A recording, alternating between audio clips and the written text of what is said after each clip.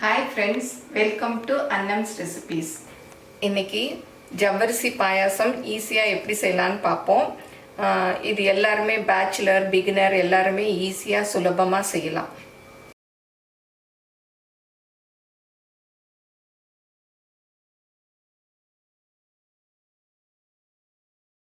அதுக்கு இந்த மாதிரி ஒரு பேன் வச்சுட்டு ஒரு 2-3 டீஸ்பூன் அளவுக்கு நெய் ஊற்றிக்கணும். நான் ஏற்கனவே ஒரு ஜவ்வரிசி பாயசம் போட்டிருக்கேன். அது ஊற வச்சு செய்கிற மாதிரி. இது கொஞ்சம் ஈஸியாக செய்யலாம். முந்திரி பருப்பு ஒரு 10, அப்புறம் திராட்சை.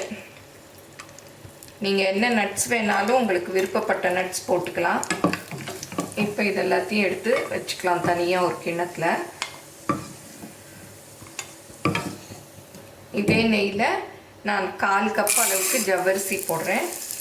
அது நல்லா பொரியிற அளவுக்கு வறுத்துக்கணும். நல்ல சைஸ் பெருசாக வரும் பாருங்கள். நல்லா பொரியுது. நல்லா பொரிஞ்சால் தான் சீக்கிரம் வேகும். பாருங்கள், படபடன்னு சத்தம் கேட்குது பாருங்கள், பொரியிற சத்தம். பொரியாமல் இருந்ததுன்னா ஜவ்வரிசி நசுக்கு நசுக்குன்னு இருக்கும். பாருங்கள், எல்லாம் நல்லா எவ்வளோ பெருசாக பொரிஞ்சிருச்சு. இப்போ 1 டம்ளர் அளவு தண்ணி ஊற்றிக்கலாம். 2 டம்ளர் தண்ணி ஊற்றிக்கலாம். அது நல்லா வேகணும்.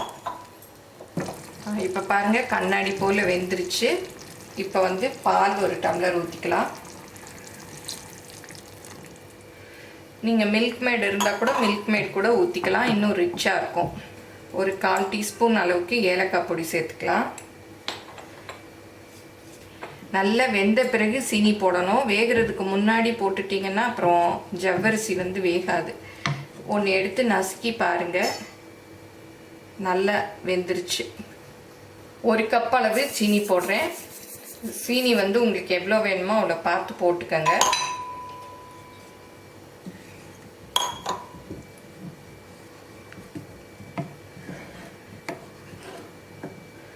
இந்த பாயசம் கொஞ்சம் நேரம் ஆக ஆக இறுகிட்டு வரும். அதனால இன்னும் கொஞ்சம் பால் வேணும்னாலும் ஊற்றிக்கலாம். இப்போ நல்லா சீனிலாம் கரைஞ்சிருச்சு. இந்த நெய்யில் வறுத்து வச்சுருக்கோம் இல்லையா, அந்த கிஸ்மிஸ் முந்திரிலாம் போட்டுடலாம். அடுப்புலேருந்து இறக்கிட வேண்டியதுதான். இப்போ பாருங்கள், ஜவ்வரிசி பாயாசம் ஒரு 10 நிமிஷத்தில் ரெடி ஆயிடுச்சு. இதை நம்ம நவராத்திரி சமயத்தில் சாமிக்கு நைவேத்தியமாக செய்யலாம். ஒரு ஸ்வீட்டாக டக்குன்னு யாரும் வந்துட்டால் கூட செய்யலாம். இது எல்லோரும் செஞ்சு பாருங்கள். எப்படி வந்ததுன்னு உங்கள் கமெண்ட்ஸை சொல்லுங்கள். பிடிச்சிருந்தா லைக் பண்ணுங்கள். எங்கள் சேனலை மறக்காமல் சப்ஸ்கிரைப் பண்ணுங்கள். ஃபேஸ்புக், இன்ஸ்டாகிராமில் அன்னம்ஸ் ரெசிபீஸை ஃபாலோ பண்ணுங்கள். தேங்க்யூ.